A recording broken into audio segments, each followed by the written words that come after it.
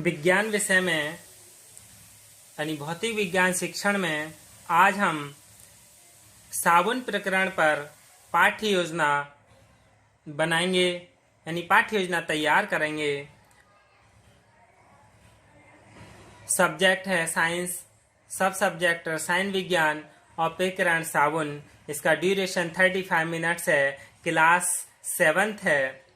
इसके सामान्य उद्देश्य यानी जनरल ऑब्जेक्टिव ये सभी पाठ्य योजना के लिए एक जैसे ही होते हैं, यानी क्योंकि ये दीर्घकालिक होते हैं। सामान्य उद्देश्य इन्हें पूरे वर्ष में ही इन उद्देश्यों को प्राप्त किया जाता है। और फिर विशिष्ट उद्देश्य यानी स्पेसिफिक ऑब्जेक्टिव जिन्हें प्रकरण से संबंधित होते हैं, इसके बारे में जान लेते हैं।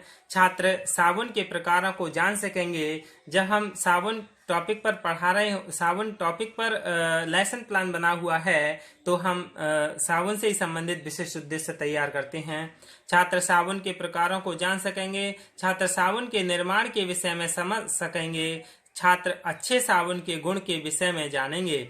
फिर पूर्व ज्ञान यानी प्रीवियस नॉलेज, छात्र साबुन के विषय में सामान्य जानकारी रखते हैं, क्योंकि जब हम साबुन पढ़ाने जा रहे हैं तो बच्चा इससे पहले साबुन के बारे में थोड़ा बहुत तो जानता ही है, इसलिए बच्चे साबुन के बारे में सामान्य जानकारी रखते हैं, विशिष्ट जानकारी नहीं। और शिक्षण सहायक सामग्री यानी टीचिंग एड्स, कपड़े धोने का साबुन, नारियल का तेल, नहाने का साबुन आदि इसमें शिक्षण सहायक सामग्री का प्रयोग किया जाता है अपने शिक्षण को प्रभावशाली बनाने के लिए। इसमें अदा यानी इनपुट, फिर प्रक्रिया प्रोसेस, फिर आउटपुट, इसमें 3 यानी 6 कॉलम होते हैं। शिक्षण बिंदु, अनुदेशनात्मक उद्देश्य, विशिष्टीकरण सहित, छात्राध्यापक क्रियाएं, फिर छात्र क्रियाएं, फिर विधि, फिर विधि एवं सहायक सामग्री यानी जिस विधियों का प्रयोग करते हैं, जो भी सहायक सामग्री का वो इसमें दर्शाई जाती हैं। फिर इसमें मूल्यांकन करते हैं, जो भी हम बच्चों को अधिगम कराते हैं, पढ़ाते हैं, उसी का तत्काल से हम बच्चे का मूल्यांकन कर लेते हैं। सबसे पहले हम प्रस्तावना तैयार करते हैं, जो कि बच्चे के पूर्व स्मरण से आधारित होती है यानी प्रत्यास्मरण। मिट्टी में खेलने पर कपड़े कैसे हो जाते हैं? बच्चा कहेगा मिट्टी में खेलने पर कपड़े गंदे हो जाते हैं। इस गंदे से ही हम क्या है प्रश्न तैयार कर लेते हैं। गंदे कपड़े किससे साफ करते हैं? तो बच्चा कहेगा गंदे कपड़े हम साबुन, सर्फ, पानी से साफ करते हैं। फिर इसमें से हम जो भी हमारा उद्देश्य है पढ़ाने का वो ले लेते हैं। साबुन क्या है, या साबुन किसे कहते हैं, साबुन के बारे में आप क्या जानते हैं, ये क्या है, समस्यात्मक प्रश्न है। तो छात्र अस्पष्ट उत्तर देगा। ये कौन सी है? प्रश्नोत्तर विधि है। तो सबसे पहला यानी उसके बाद जब ये समस्यात्मक प्रश्न है तो छात्राध्यापक क्या करता है? स्पष्टीकरण करता है यानी नवीन ज्ञान प्रस्तुत करता है। किसी भी प्रकार के गंदे हाथ कपड़ों को धोने के लिए हम साबुन का प्रयोग करते हैं। छात्रों, आज हम साबुन के विषय में विस्तार से जानेंगे। छात्र ध्यान पूर्वक सुनेंगे। और ये कौन सी विधि है? कथन विधि है। इसके बाद पहला शिक्षण बिंदु ले लेते हैं हम साबुन के प्रकार। साबुन के प्रकार, फिर इससे संबंधित हम विकासात्मक प्रश्न बच्चे से करेंगे कि छात्रों आप मेरे हाथ में क्या देख रहे हैं, यानी साबुन दिखाते हुए बच्चे से कहेंगे ये क्या है? तो बच्चा कहेगा हम आपके हाथ में साबुन देख रहे हैं। साबुन को पानी में डालने पर क्या होता है? साबुन को पानी में डालने पर गल जाता है। साबुन कितने प्रकार के होते हैं? अस्पष्ट उत्तर यानी छात्र, ये समस्यात्मक प्रश्न है। फिर छात्राध्यापक स्पष्ट करेगा कि साबुन 2 प्रकार के होते हैं, मृदु साबुन, कठोर साबुन। मृदु साबुन में क्या होता है? पोटेशियम साबुन सोडियम साबुन की तुलना में मृदु होते हैं, जैसे shaving cream, face wash, shampoo आदि। फिर है कठोर साबुन यानी सोडियम साबुन पोटेशियम साबुन की तुलना में कठोर होते हैं, जैसे कपड़े धोने का साबुन। फिर छात्र ध्यानपूर्वक सुनेंगे व समझेंगे और इसमें कौन सी विधि का प्रयोग करा है? व्याख्यान विधि का। और यहाँ हम जब पहला शिक्षण बिंदु पूरा हो जाता है, फिर हम बच्चे से मूल्यांकन करते हैं कि शैम्पू किस प्रकार का उदाहरण है। यदि बच्चे ने अच्छे से पढ़ा है और छात्राध्यापक ने अच्छे से अधिगम कराया है, प्रभावशाली शिक्षण हुआ है, तो बच्चा बता देगा कि शैम्पू मृदु साबुन का उदाहरण है। इसके बाद हम दूसरा शिक्षण बिंदु पढ़ते हैं, यानी साबुन निर्माण की विधियां। प्रत्यास्मरण, विकासात्मक प्रश्न करेगा छात्राध्यापक। नारियल का तेल दिखाते हुए ये क्या है? छात्र कहेगा ये नारियल का तेल है। यह तेल किससे बनता है? बच्चा कहेगा ये नारियल गोले से बनता है। छात्राध्यापक फिर प्रश्न करेगा साबुन किस किस से बनता है? ये समस्यात्मक प्रश्न है।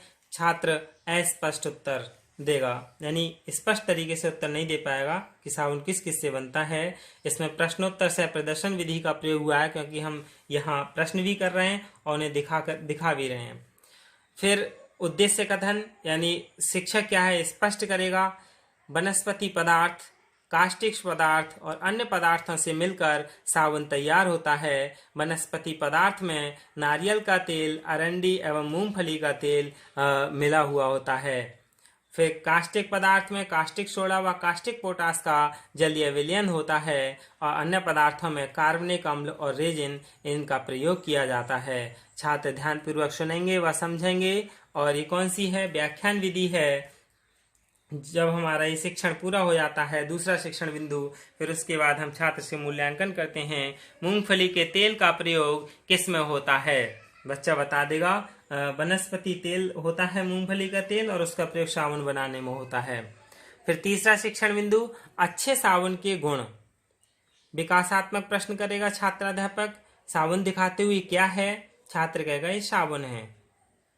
नहाने के साबुन के नाम बताइए। छात्र बताएंगे, कोई डिटॉल बताएगा, कोई लक्स, कोई डव, कोई सुप्रिया, जो भी है, कोई नंबर 1, यानी बच्चे इस तरह से साबुनों के नाम बता देंगे। फिर हम बच्चे से कहेंगे अच्छे साबुन के गुण बताइए, तो बच्चा अस्पष्ट उत्तर देगा। इसमें हमने प्रश्नोत्तर विधि का प्रयोग किया है। अब छात्र क्या करेगा? छात्राध्यापक इसका स्पष्टीकरण करेगा। अच्छे साबुन के गुण बताएगा कि साबुन चिकना तथा मुलायम हो, कीटाणुनाशक पदार्थ मिले हों, जल 10% से अधिक ना हो, इसमें क्षार नहीं होना चाहिए। ये क्या अच्छे साबुन के गुण हैं। छात्र ध्यानपूर्वक सुनेंगे और इसमें व्याख्यान विधि का प्रयोग हुआ है।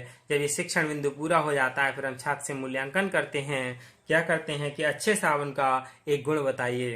अच्छे साबुन का एक गुण बताइए। यदि बच्चे ने ये गुण अच्छे से पढ़े हैं तो बच्चा क्या है बता देगा इसके कौन कौन से गुण हैं, यानी बता देगा कि साबुन चिकना और मुलायम होना चाहिए।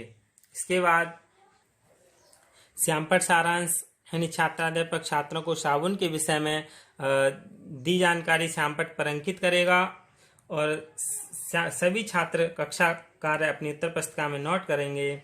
और फिर लेखन एवं निरीक्षण कार्य, निरीक्षण कौशल, छात्राध्यापक छात्रों को कक्षा कार्य अपनी अभ्यास पुस्तिका में उतारने का निर्देश देकर निरीक्षण करेगा।